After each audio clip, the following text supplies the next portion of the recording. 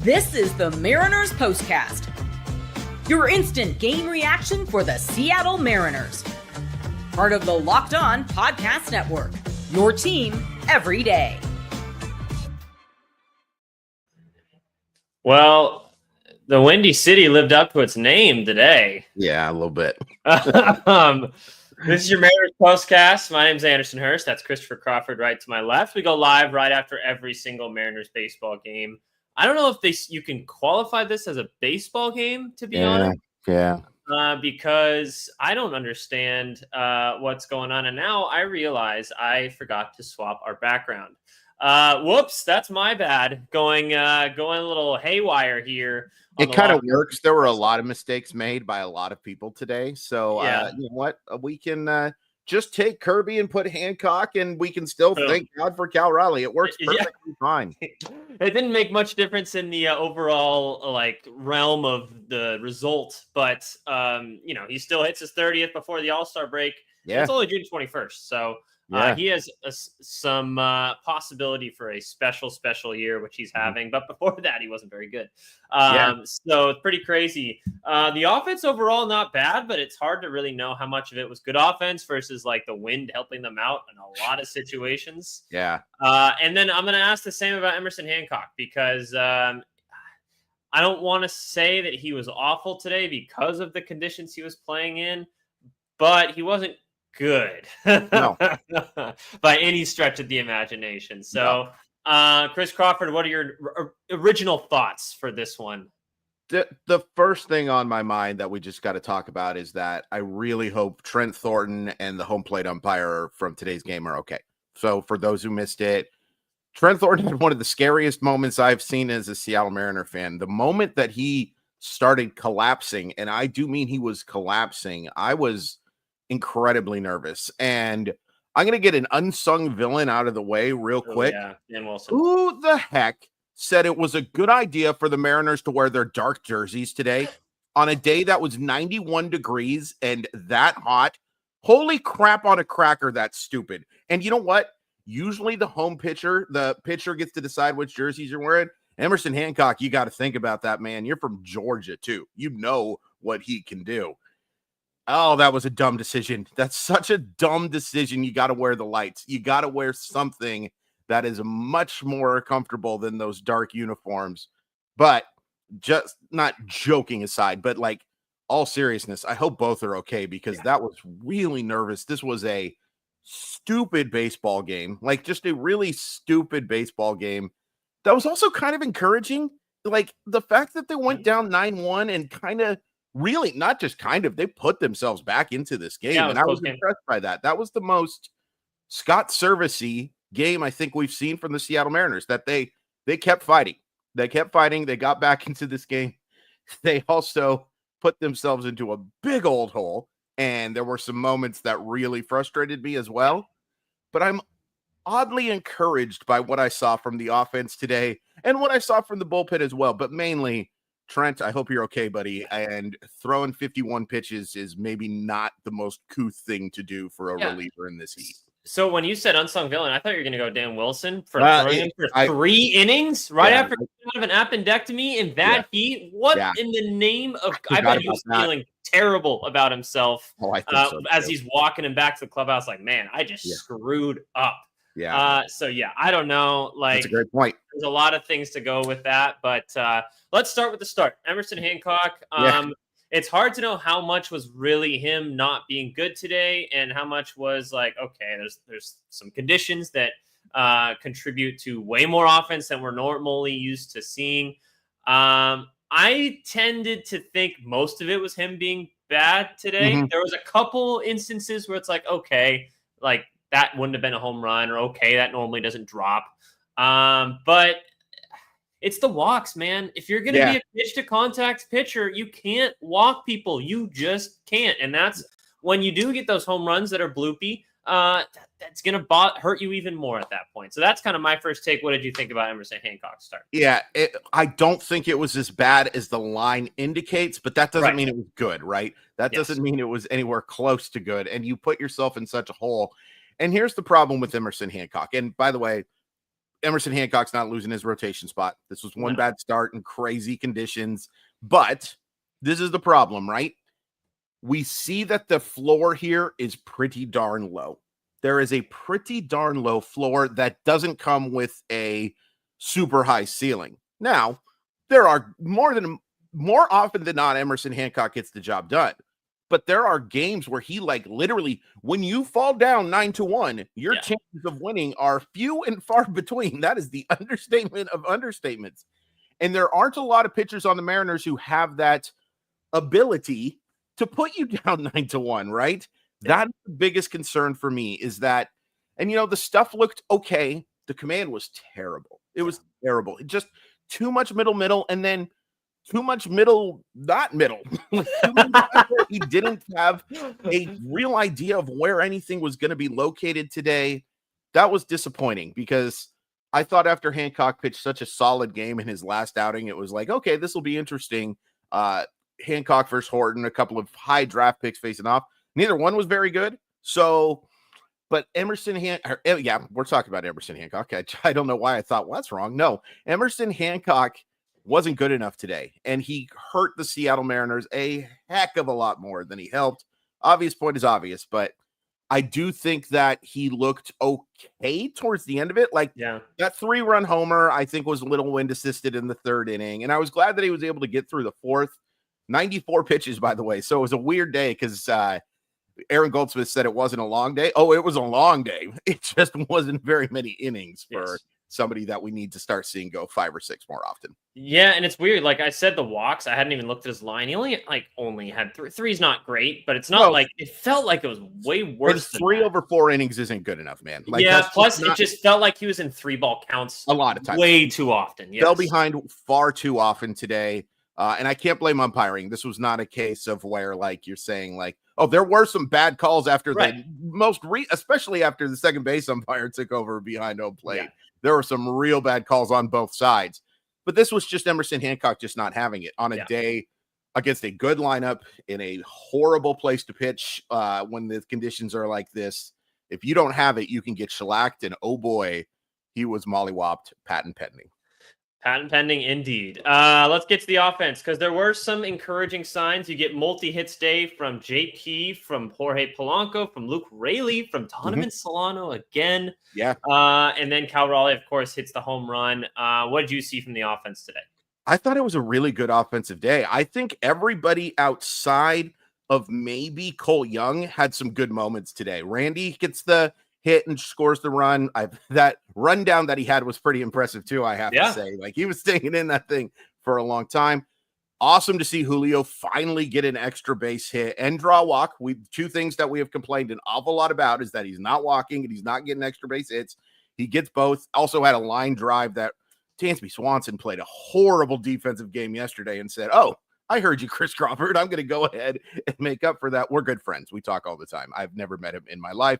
His sister is a really good soccer player. I thought the offense was excellent. Sister? You mean his wife?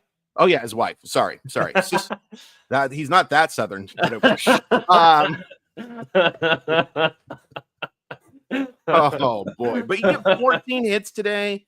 You get the homer from Big Dumper, the most wind-assisted homer that I think I've seen in quite some time, but I don't care. Getting 30 home runs before the end of June, well before the end of June, is such a remarkable feat. And he deserves some of this, right? When you hit as many home runs as you do, you deserve a little bit of good luck. And he got the barrel on it just enough, and the ball went out, and it was great to see. The rest of the game for Cal Raleigh was pretty rough. Pretty rough. In the second half of our show, I want to talk about the 6th inning in particular, because that to me is the biggest moments of the game. Yeah, I'll push back a little bit on the Julio driven ball. It was a pop fly to the center fielder that he lost in the wind. So I'm not going to give him too much credit for that. In almost any other condition, that's an easy out. And he has 0 hits today with a walk. Anders, the double was 101.1 miles per hour off the bat. I'm not giving you that one, man. Did you watch what happened? He's standing there and then wait a second. No, I'm not saying that it was well judged, but it was well struck. The result was at least somewhat deserved. The center fielder did. By the way, Pete Crow Armstrong may not be that good. Like, I think we ruined Pete Crow Armstrong defensively. Like, he has had some real mistakes. 101 mile per hour double off the bat. I'm not going. I'm not going there. All right. Well, I still have yet to see it from Julio. I'll put it that way. Okay, fair enough. Totally fair enough. He's had his second extra base hit in June or something like that. Third. He had 2 doubles against Arizona, and then he hasn't had anything else whatsoever. I was more encouraged by the walk than anything else, to be honest with you. Like, I'm good with that. Yeah, I'll meet you halfway on that one. Yeah, there we go. Let's give some love to our sponsors, and we'll start with some FanDuel. Okay.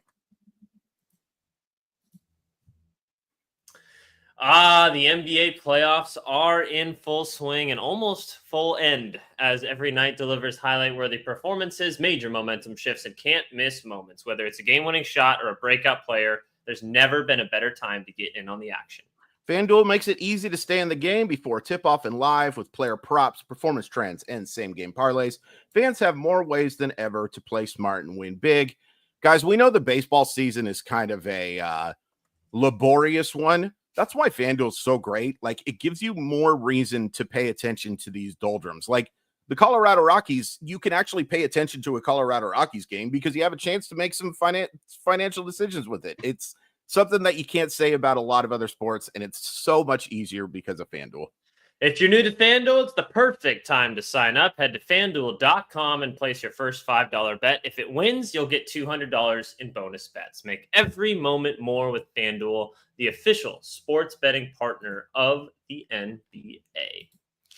And hopefully you win some money with that FanDuel because then you can spend some on some wonderful pistachios. Because if you're looking for a snack that's both delicious and nutritious, crack into a good source of protein with Wonderful Pistachios. Wonderful Pistachios is one of the highest protein nuts. Each 1-ounce serving has 6 grams of protein, giving you over 10% of your daily value.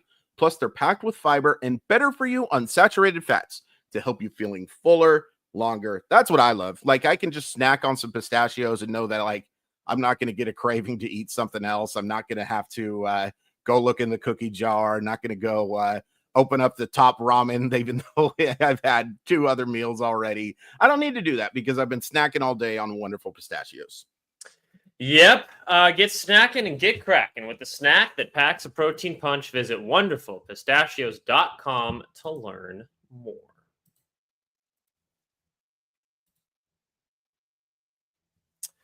Okie dokie. Let's get into that 6th inning that you were talking about. Let me just go through the sequence here. I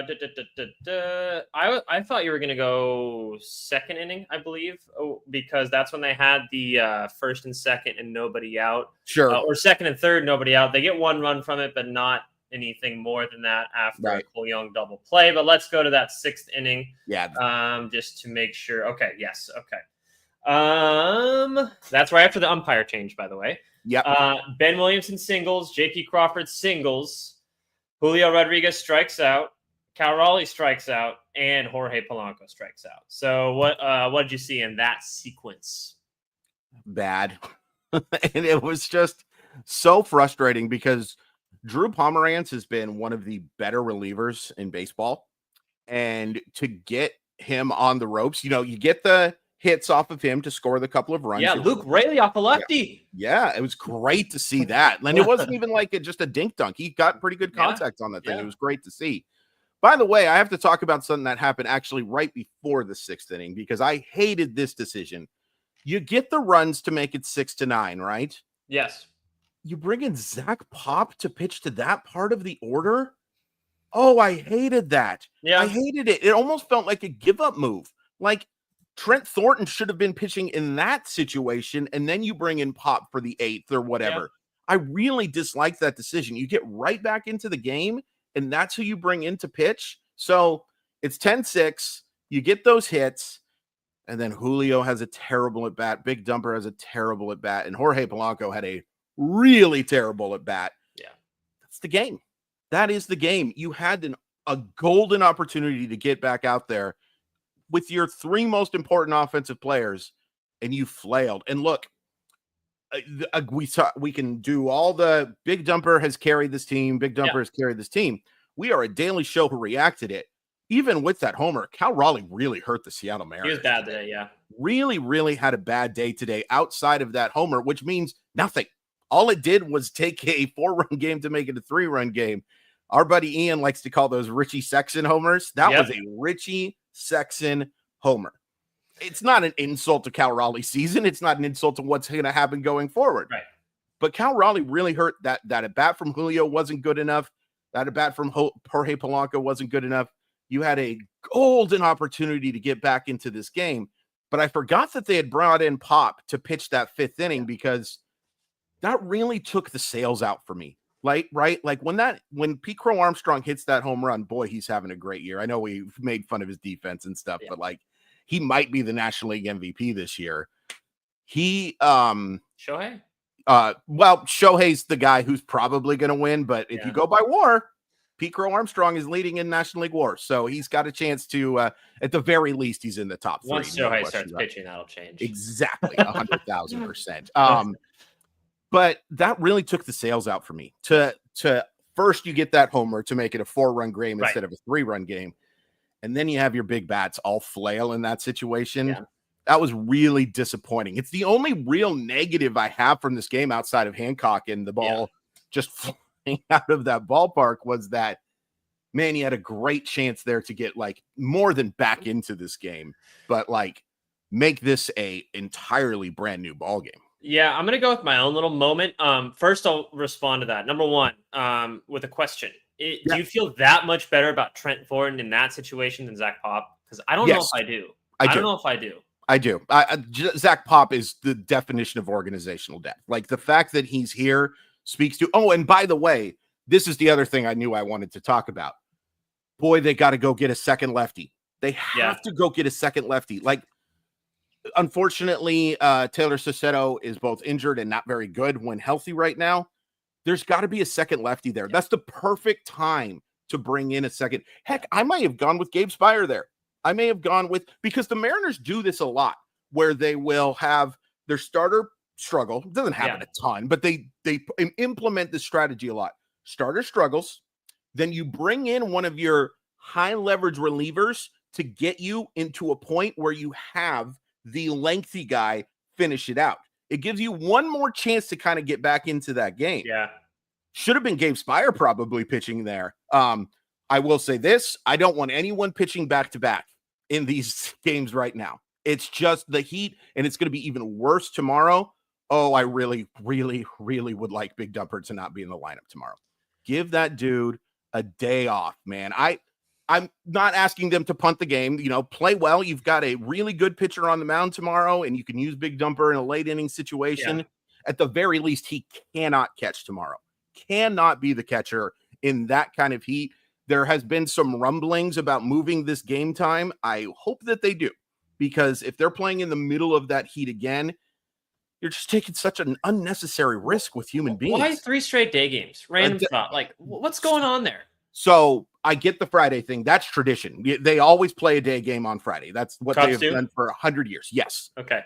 Saturday being a day game is weird. Like going back-to-back day games is really weird. So I just really hope that they take some precautions, because they didn't take very many today. They didn't take very many at all. And just being honest with you, the Seattle Mariners training staff gets a lot of flack. It gets a lot of flack about lack of oversight. With proactiveness. Proactiveness. That's a great way to put it. Proactivity, I should say. Proactivity. I think proactive, that's for my skin. But it's it's something that they've got to be more careful about. They've got to take necessary precautions. It's a 162 game season. Yeah. Wear some light jerseys. Let them wear t-shirts and shorts tomorrow, folks. Yeah. And just be really, really careful. Another random thought about we're going at some weird tangents today. No, we're that's going okay. day times. We're going jersey colors. Yeah. I think the Darks are their only away jersey right now. Yeah, I think that might be true, because they can't wear because of what Major League Baseball implements. You have a rule about how many jerseys that you can use. you should be looking to see if you could wear the whites tomorrow, man. Hot take. Yeah. My favorite jerseys of the Mariners were the gray away jerseys. Oh, I love the gray. Awesome. Yeah, they were a solid jersey. Why did they get rid of those? Because they were the least worst selling jerseys of them. Oh, man. It's disappointing for sure. But those are my favorite ones. I love them. There's a nostalgia factor for me there for sure. But I like it better than the home white personally. I like it better than the home white. Random hot take. But well, what else can we say about this game? The homer. This is a non-baseball game. They played on the moon today. They absolutely played on the moon. And I'm happy Big Jumper got one of those moon shots, but the rest of that game can be criticized. You can't criticize Big Jumper's season whatsoever.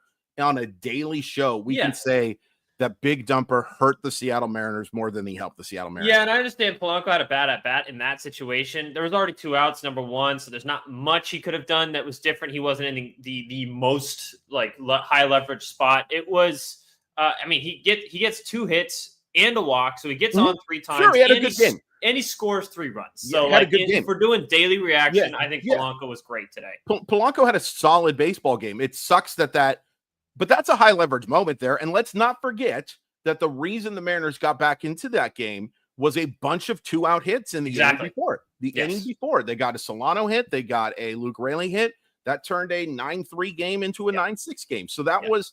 It is important, right? We can't just completely ignore a high leverage moment. We can also say Jorge Polanco looks so much better at the plate than he did earlier. So that's very encouraging to see. I think when he's healthy, he's your second best hitter, honestly.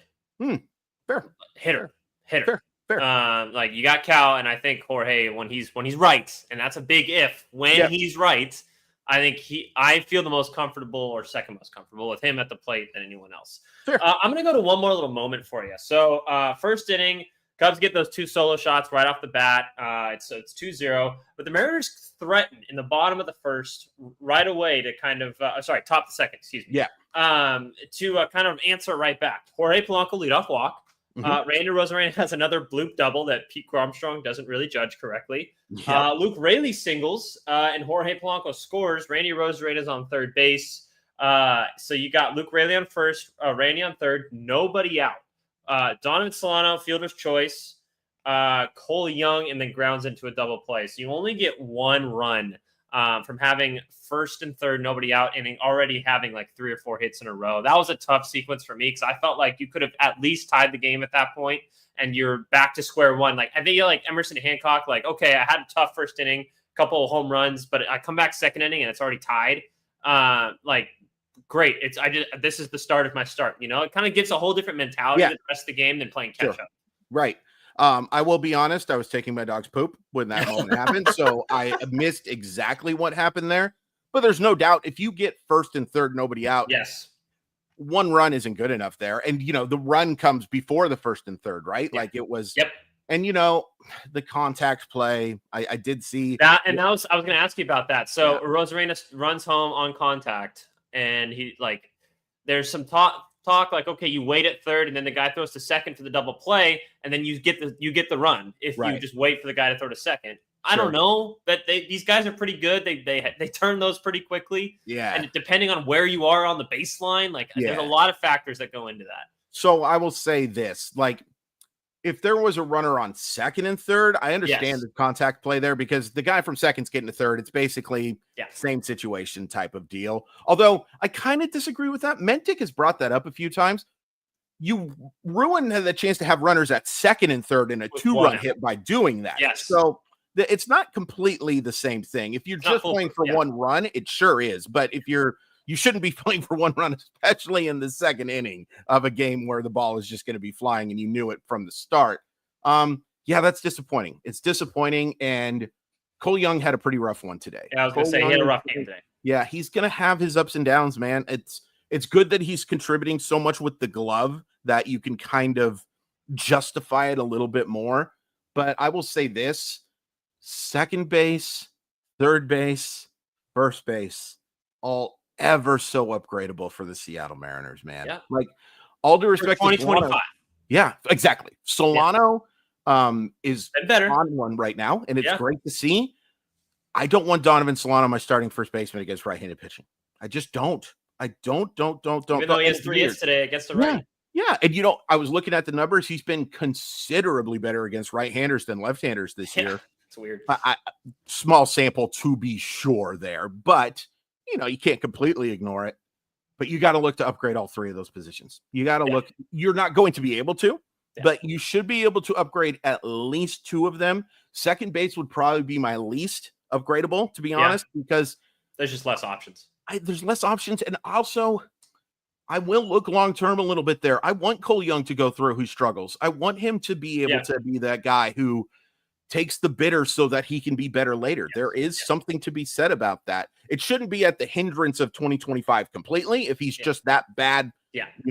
But the way he is now, like, okay, he's not a plus hitter, but he's a plus defender. So he kind of evens himself out, especially if he's your ninth best hitter. Like, it's fine.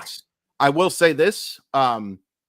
It really sucks right now that Dylan Moore is so bad. Now, he did line a drive, hit a nice liner today. It was a very good play by Ian Happ.